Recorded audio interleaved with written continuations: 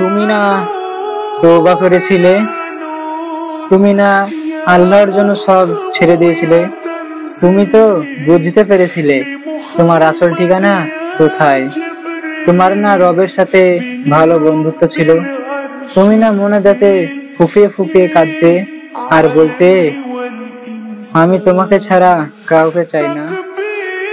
তাহলে এখন কেন রবের সাথে বিচ্ছেদ? তুমি তো মুমিন হতে চেয়েছিলে, ইসলাম মেনে চলতে চেয়েছিলে, আবার কোন পাপে জড়িয়ে গেলে? তুমি না সিজদায় পড়ে কেঁদেছিলে গুনাহের জন্য? তাহলে কেন আবার দুনিয়ার ধোঁকায় পড়ে গেলে? তুমি কি হেরে গেলে তোমার নফসের কাছে? আল্লাহর প্রিয় হতে পারলে না? বারবার শয়তানের ফাঁদে পা ফেলেছ? ব্যাপার না, এখনো সময় আছে।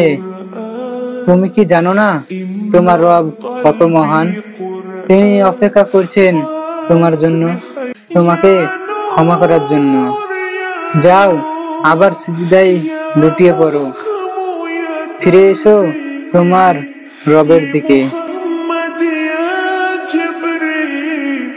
بين رب العرش دليل